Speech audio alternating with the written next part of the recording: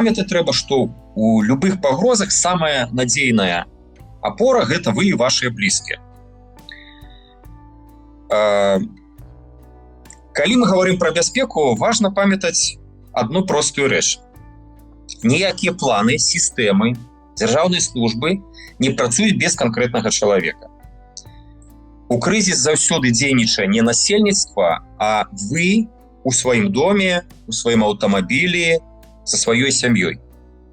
І таму падрыхтоўка павінна пачынацца не з нейкіх інструкцый, а з самаразумення і ацэнкі ўласных рызык. Першая памылка – гэта думаць пра рызыкі неяк абстрактна. То есть рызыка заўсёды лакалізавана. І тут трэба задаць сабе некалькі базавых пытанняў. Першае – дзе я жыву? То есть колькі паверхаў мае дом? Якая нават лестнічная клетка? Наяўнасць ліфта? Што у вас дома? Газ або электрапліта? Старая ці новая праводка? Ці ёсць падвалы? Ці ёсць побач сховішчы? Ці ёсць нейкія бяспечныя памяшканні? Нават вопыт Украіны паказвае, што гаварылі там пра так званае правіла 2 сцен, правда, зараз гавораць пра 3 сцены, то есть у шматпавярховых дамах трэба выбіраць бяспечна будзе тое памяшканне, якое мае 2, пасля, правда, сказалі 3, трэба капітальна пабудаваныя сценкі. То есть яны забяспечаць устойлівасць. То есть часовыя перагародкі, яны пры цяперашніх выбухах, яны вельмі небяспечна лёгка ламаюцца. Другое пытанне, як вы перамяшчаецеся. То есть пешком, на грамадскім транспарце, на аўтамабілі, нават ці ёсць у вас свой ровар, які час сутак вы звычайна перамяшчаецеся, і ці ёсць у вас нейкія запасныя маршруты. Ёсць традыцыйныя маршруты, ёсць запасныя. Ну і трэцяя група пытанняў – гэта з кім я жыву і за каго несу адказнасць. Рызык аднаго чалавека і рызыка сям'і 3 або 9 чалавек – гэта розныя рэчы. І чым больш людзей залежаць ад вас, тым важней просты і зразумелы план. Дарэчы, вось пры ацэнкі ўласных рызык можна разгледзець опыт як Беларусі, так і Польшчы. Я бы так сказал, это мой пункт гледжання, што все-таки ў Беларусі неабходна больш разлічваць на сябе ў першыя гадзіны надзвычайнай сітуацыі. Потому что нават тут это мазырскі кейс паказаў, што быў абмежаваны доступ да афіцыйнай інфармацыі. То есть людзі нават пры падыходзе да мазыра магутнага паветранага фронту яны не атрымалі ніякай інфармацыі, што будзе зараз хуткі вецер. Хавайце там незамацаваныя прадметы, самі схавайцеся, беражыце сябе. Не было інфармацыі. Для Польшчы наадварот, я лічу, што ёсць сістэма апавяшчэння, але яны патрабуюць вашай увагі і дысцыпліны, а не нейкага пасіўнага чакання. У крызісах найбольш пакутуюць не тыя, хто слабы, а тыя, каго мы не ўлічылі загадзя. Першая група – гэта дзеці рознага ўзросту, таму што часам яны проста не разумеюць маштабу небяспекі, асабліва наглядзеўшыся мульцікаў і фільмаў. Па-другое, яны капіруюць паводзіны дарослых. І дзеці мацней за дарослых рэагуюць на страх. То есть і дзіцяці патрэбны не тлумачэнні, а нейкая прадказальнасць. Што рабіць, куды ісці і хто за каго адказвае. Другая група – гэта пажылыя людзі. Па-першае, яны могуць мець праблемы з мабільнасцю. Часта яны ігнаруюць небяспеку. Ой, я ўжо ўсё столькі пражыў, мяне гэта ўжо не дакраняецца, я гэта ўсё бачыў. І, конечно, маюць патрэбу ў лекавых запасах і нейкай медыцынскіх пэўных працэдурах. Людзі з інваліднасцю. Кожны чалавек з інваліднасцю, ён патрабуе індывідуальных рашэнняў, і тут нельга дзейнічаць па нейкіх агульных інструкцыях. Тут павінны быць свае чэк-лісты. І чацвёртая група уразлівая група, гэта хатнія жывёлы, тыя, каго мы прыручылі. Таму што гэта, па-першае, крыніца дадатковага стрэсу, і без падрыхтоўкі яны могуць стаць перашкодай для эвакуацыі. Напрыклад, існуючыя правілы эвакуацыі грамадзянства насельніцтва, яны, як у Беларусі, так і ў Польшчы, яны не прадугледжваюць вываз таксама хатніх жывёл. Так што эвакуацыя, хутчэй за ўсё, гэта будзе ваша індывідуальная, і яе трэба таксама прадумаць, і тым ліку забяспечыць хатніх жывёл сваім трывожным чамаданчыкам. Псіхалагічная гатоўнасць. Большасць людзей думае, што ў крызіс галоўнае гэта фізічная сіла або нейкія веды. А практыка паказвае, што гэта все-таки псіхалагічны стан. Стрэс, ён не робіць нас глупымі, ён робіць нас вузкімі. То есть мы губляем пры стрэсе здольнасць думаць шырока і бачыць нейкія варыянты. І звычайна гавораць, што ёсць 3 базавыя рэакцыі на небяспеку. Павінны быць. Замерці, сцішыцца, бегчы і змагацца. Ну і вось праблема ў тым, што базавая рэакцыя першая, замерці, гэта самае часта, таму што і вот тут дапамагае што? Па-першае, загадзя прадуманыя алгарытмы, простыя дзеянні, пакрокавыя, то есть зрабі крок першы, паглядзі далей, пасля крок другі. Ну і разуменне, што страх гэта все-таки нармальная эмоцыя, і з ёй можна справіцца.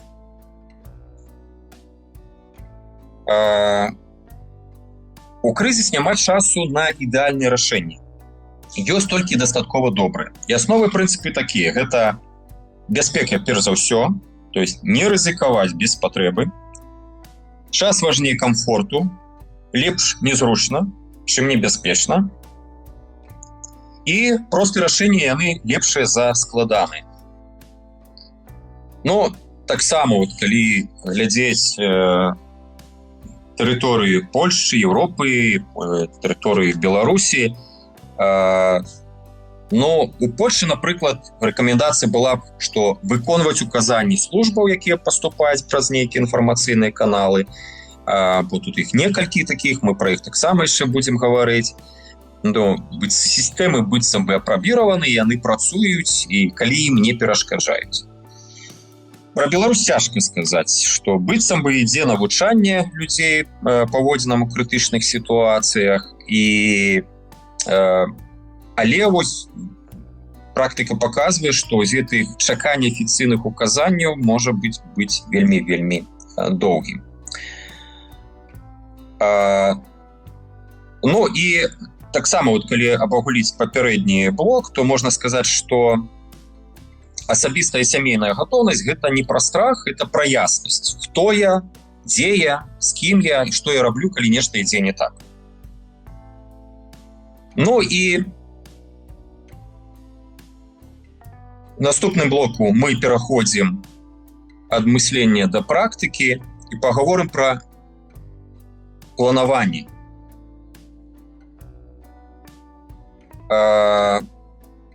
Планаванне гэта структурная дзейнасць.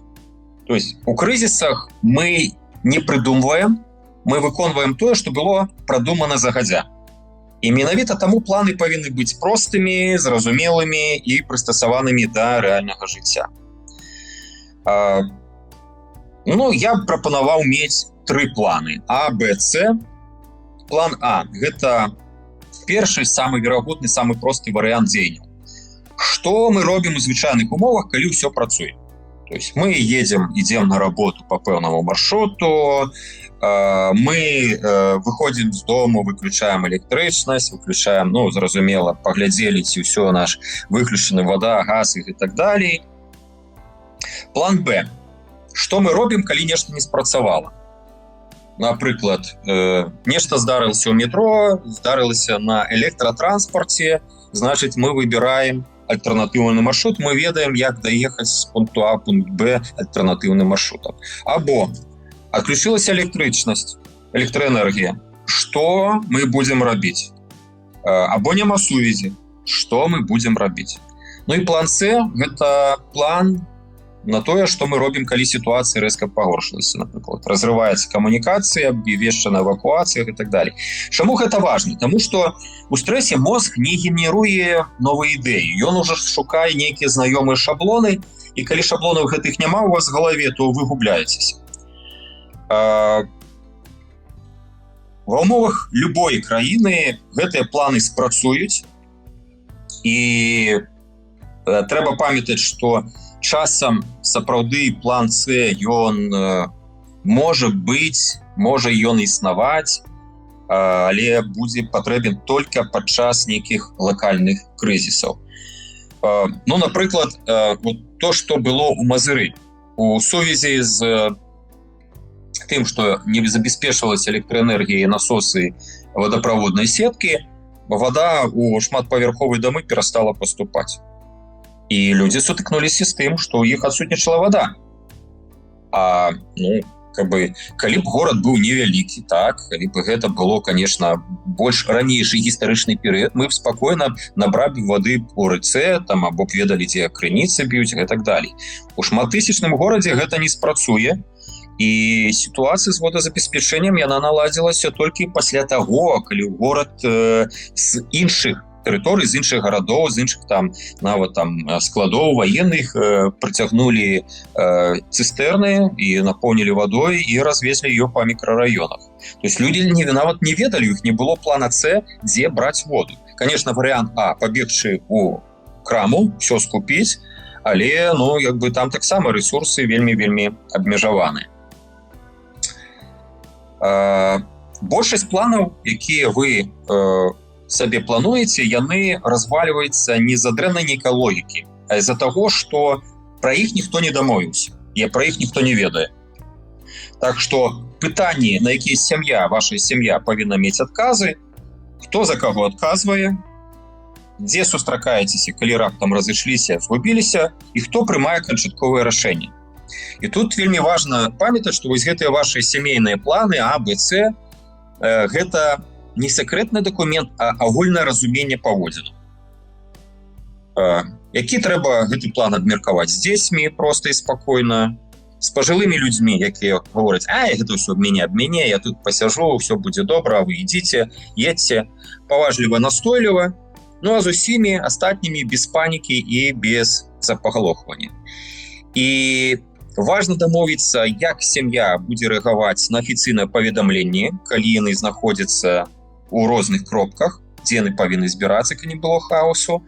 І памятаць, што трэба вось гэта быць самастойная каардынацыя дзеянняў без нейкіх знешніх указанняў. Не сядзець там па розных кутах горада і чакаць, калі вам парадую скажуць, дзе збірацца, а ўжо мець план свой сустрэчы, калі вы разгубленыя.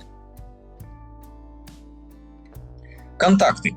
У крызіс сувязь адна з першых рэчаў, якая выходзіць з ладу. То есть электраэнергія абрываецца, работа станцый мабільных спыняецца, і мабільны телефон ваш можа быць пашкоджаны, напрыклад, электрамагнітная хваля пашкодзіць ваш телефон, і все, ён не працуе.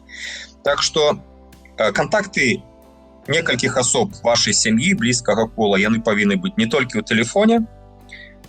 Кожны член сям'і павінен ведаць мінімум 2-3 нумары на памяць, як гэта не складана можа быць. Можете запісаць дзесьці. І варта мець контакт чалавека па-за вашым раёнам, горадам, чалавека, якому вы давяраеце, які можа стаць каардынатарам вашай сувязі, вашай сям'і. І у любой дзяржаве, дзе б вы не знаходзіліся, то есть карысна ведаць, як працуюць СМС-апавяшчэнні, якія каналы апавяшчэння з'яўляюцца афіцыйнымі, каб не трапіць на фейкі. І заўсёды трэба памятаць, што магчымы перабоі сувязі і блакаванне інфармацыі. Яшчэ адзін момант з пункту гледжання планавання – гэта дакументы і дубляванне інфармацыі. Документы — гэта не толькі пашпарт, то есть мінімальны набор — гэта асабістыя документы, гэта нейкія медыцынскія даведкі, асабліва калі это датычна людзей хворых або пажылых. Гэта страхоўкі, контакты близких. Ну и, конечно, проводзіць дубляванне інфармацыі. То есть, акрамя арыгіналу мець папяровыя копіі, ну і добра яшчэ мець лічбавыя копіі або на флешкі, або дзесьці загнаць в воблака. Ну і вось гэтыя планы АБЦ вашых паводзінаў, гэта не пра ўсё прадбачыць, гэта пра тое, каб у хаосе мець апорныя пункты. Нягледзячы на тое, гэта якая надзвычайная сітуацыя, прыродна-кліматычная, тэхнагенная, военная, гібридная. То есть, калі у вас ёсць вось гэты план АБЦ, калі вы дамовіліся сваёй сям'і пра гэтыя планы, калі вы маеце контакты і дакументы, вы ўжо значна больш падрыхтаваны, чым большасць людзей. І калі раптам на вас здараецца прыродна-кліматычная нейкая надзвычайная сітуацыя, напрыклад, і вы вырашылі все-таки вам або абвесцілі эвакуацыю, вы павінны ведаць, што вось гэты камплект павінен быць у адным месцы. Вы забралі трывожны чамаданчык і зайшлі з дому. Да гэтага моманту мы шмат гаварылі пра рызыкі, пра мысленне, пра планаванне, але бяспека пачынаецца не са слоў і не з ведаў, яна пачынаецца з дзеянняў. І таму я прапаную, каб вы зрабілі две вельмі важныя рэчы. Спачатку гэта ацанілі сваю асабістую гатоўнасць, ну а пасля я вам дам нават хатняе заданне, якое ператворыць агульную размову ў канкрэтны план для вашай сям'і. Перш за ўсё, гэта міні-чек-ліст асабістай гатоўнасці. То есть гэта не экзамен, гэта не тэст, гэта спосаб зразумець, дзе вы находзіцесь сёння без параўнання з іншымі. То есть, і от паспрабуйце адказаць сабе сумленна, так ці не. Блок асабісты такі. Ці разумееце вы асноўныя рызыкі ў сваім рэгіёне? Ну, зараз адказваць не трэба, вы пра сябе праганіце гэта ўсё. Ці ведаеце, дзе бліжэйшае бяспечнае месца або ўкрыццё каля вас?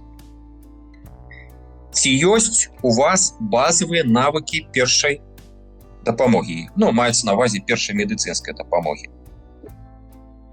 Ці ведаеце вы, што рабіць пры пажары, пры блэкауце або пры эвакуацыі? Другі блок у адносінах да сям'і блізкіх. Ці абмяркоўвалі вы план дзеянняў? Ну, тут мы прадугледжваем, што быццам бы вы яго як бы стварылі. Ці ведаеце вы, дзе сустракаецеся, калі страціце сувязь раптам? Ці ўлічылі вы патрэбы дзяцей, пажылых, людзей з інваліднасцю і хатніх жывёл? Ну і трэці вельмі важны блок – гэта блок планавання рэсурсаў. Ці ёсць у вас мінімальныя запасы, каб пражыць, напрыклад, суткі двое-трое? Ці маеце вы копіі дакументаў? І ці захаваныя вашыя контакты ў паперы, з кім пры раптам нейкай рызыкі, пры надзвычайнай сітуацыі вы павінны будзеце звязацца, або вам дапамогуць, калі вы будзеце самі не здольныя звязацца. Ну, калі вы адказалі не на некалькі з пунктаў, гэта нармальна, таму што гэта не паказчык слабасці, гэта кропка старту. Ну і вось я хацеў бы вам прапанаваць стварыць карту рызык вашай сям'і. Гэта не даклад, это не складаная схема, то есть дастаткова будзе лістка паперы або нататак у тэлефоне, і вот адказаць на такія пытанні. Описать вашу ситуацию, то есть где вы живете, колькі вас, хто залежыць ад вас. Крок другі – гэта вызначыць асновы магчымыя рызыкі, ось па тых надзвычайных сітуацыях, якія яны існуюць у вашым населеным пункце. Якія могуць быць. Так вось, адзін з крокаў – гэта вызначэнне магчымых рызык нават у вас дома, рызык таксама са сувяззю, эвакуацыя, дарэчы, ці ёсць каля вас кропка, дзе будзе праводзіцца эвакуацыя. Ну і, конечно, ці ёсць у вас нейкія сацыяльныя або ваенныя рызыкі. Дарэчы, тэхнагенныя рызыкі таксама, таму што наяўнасць каля вашага жылля нейкіх прамысловых прадпрыемстваў гэта вельмі велізарная тэхнагенная рызыка. Яна прапісваецца нават пры такіх, ну, называецца гэтыя рызыкі прапісаны для гэтых прадпрыемстваў пры так названай нарматыўнай рабоце, што яны могуць існаваць. Ну, спецыялісты ведаюць, як у іх разбірацца. Ну і пасля я вам таксама раскажу адзін з прыкладаў, дзе гэта все можна знайсці. Крок 3. Адзначце уразлівых элементаў у вашым асяроддзі сацыяльным. То есть это дзеці, пажылыя, людзі з асаблівымі патрэбамі, ну і, канешне, хатнія жывёлы. Ну и крок 4 – это продумать первые дзеянні. То есть, что вы будете рабіць у першыя 10 хвілін при надыходзе той ці іншай надзвычайнай ситуации. И где вы будете атрымліваць информацию, кто за что отказывае, ну и куды вы пойдзеце, калі трэба пакінуць дом, калі вы разумееце, что дом становится небяспечным.